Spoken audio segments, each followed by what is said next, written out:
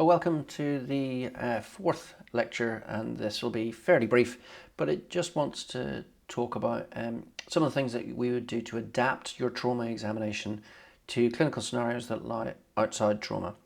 So our extended focused assessment by sonography and trauma is actually relevant to other scenarios if you understand what your ultrasound findings mean. So the findings that we're going to see in a trauma exam, as we've said, are lung sliding and whether we can exclude pneumothorax, but we're looking for that visceral and parietal pleural to be touching and sliding. And we can look for abnormal fluid in the pleural cavity, pericardium and peritoneum. I'm going to get you to pause for a second, if you can, just pause the video, just to think about how that can help you in different clinical situations that are non-trauma related. So now that we're back, we're going to apply these to some of the non-trauma situations. Pausing, what was recently told to me was that by some ultrasound heretic was that the EFAST examination is a complete waste of time in modern trauma management. The sort of throwaway comment that you sometimes get people hurling in ultrasound enthusiasts' directions. And I would counter this with, in the circumstance that if you work in a quaternary referral centre for trauma and you've made that leap that the patient requires a time-critical pan scan, CT, chest, abdomen, pelvis, the EFAST will most probably get in your way and will probably not give you additional information that you wouldn't get from a CT scan. It will, however, get it a little bit earlier. However, most of us don't work in that scenario. I work with patients who are queuing up for the CT scan, and I need to triage and risk stratify who needs to go next. And abnormal fast findings may be very helpful for me to see who needs to go. From your point of view, I would suspect that it may also apply to what kind of support you're going to need. So it's someone who's got a positive EFAST will typically be a little bit more concerning to someone who has a negative EFAST. So it's useful to risk stratify. It can be useful to triage. If you find the findings of a pneumothorax in someone who you're sending to a tertiary trauma centre, that gives you additional information before they get to the CT or their chest x-ray. May change the way you transport them from it being an air retrieval to a land retrieval, or preemptively putting in a chest drain before transport. But the other great thing that it does is it teaches you the fundamental foundations of some of the anatomy that you'll use for all the other applications of ultrasound that you can use at point of care. So you're going to get used to finding what normal kidneys look like. You're going to get used to knowing what hearts and lungs look like. You're going to look what bowel and peritoneum look like, all of which will be foundationally useful to many, many other applications. Lung sliding, I would suggest, is most of the time there's plenty of people who have an atraumatic pneumothorax, and that can be helpful to you in your undifferentiated shortness of breath. Post-intubation, it's useful to see that you've got symmetrical lung sliding, so you can see if there's evidence of a right mainstem bronchus intubation. You can see if you've iatrogenically created a pneumothorax post-central lines. For chest fluid, it's not just trauma hemothorax.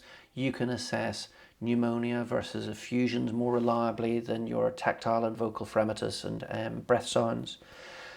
We can also see differences between exudates and transudates. So exudates typically have debris floating within them, whereas transudates would tend to be perfectly anechoic. It can also guide you for procedures, so it can tell you where the diaphragm is and safely stay away from it when you're putting in that chest drain. And it will also guide you to get sampling or thoracentesis for doing sample analysis or therapeutic chest drains for your patients without the need for a chest x-ray. Peritoneal fluid will suggest other pathologies than just trauma. If you rupture an ectopic pregnancy, it will usually give a positive amount of blood within the peritoneum, and that can be really florid. And I would say in our non-trauma hospitals, that's far and away the most common reason that we're seeing people with peritoneal free fluid beyond cases of ascites. Bear in mind that ruptured ovarian cysts and other acute significant gynecological pathology can also cause free fluid, and it may change the level of urgency that you want to have this person seen by the obstetrics and gynecology team. If someone perforates something, you can often see different things. It'll often be a small amount of free fluid due to its reactive or bowel contents leakage into the peritoneum. And if you're really clever, you'll get used to seeing what we see of lung sliding in the thorax. You can also see peritoneal sliding in the abdomen, and if that goes away, it can suggest they actually have the pneumothorax of the abdomen or a perforated viscus. Pericardium, we've had a recent run of lots of people with both pericardial effusions and tamponade in non-trauma situations, and it's almost certainly far more common than we originally realised. Chest x-ray is insensitive, Beck's triad is beyond useless. You're really looking to see if someone has disproportionate shortness of breath. You may well see someone with a pericardium when it otherwise doesn't make sense. It may help you differentiate symptoms. So instead of looking for pathology-based disease, you can think about their symptom-based disease. So in pleuritic chest pain, it can narrow your differential from a significant pneumothorax. You can see pneumonias on ultrasound, and you may see pericardial fluid that'll take you closer towards the diagnosis of a pericarditis. In shortness of breath, we can see pleural fluid in the large effusions. We can see pericardial fluid that's been mimicking a respiratory problem when it's actually a cardiac problem. We can detect cases of pneumothorax and pneumonia. Abdominal pain is HCG, we've talked about ectopics, but it can also signify ovarian pathology. People will often critique ultrasound for not quite being good enough, but you need to consider that it's better than you are without ultrasound. It might not be as good as a CT pan scan in every patient, but I don't want to CT pan scan every patient that I see. So use your ultrasound to enhance your examination, and if you're not terribly sure about how to use it for different applications, you go on courses, you educate yourself. But if you don't record your findings, you will live in this phantom area where you will never learn. It's vital to record your findings, and as we've said, it's far more likely to defend your actions than it is to show you up for being a terrible human being for using ultrasound. If we think about things further, technology is now here that we can use Wi-Fi connections, that we can give real-time support to you performing an examination. So you can do a video call to someone performing an ultrasound examination and get real-time feedback.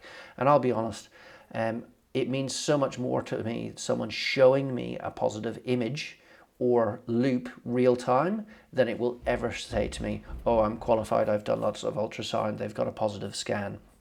I've seen lots of people make errors of commission or omission in that circumstance, and really an image paints a thousand words.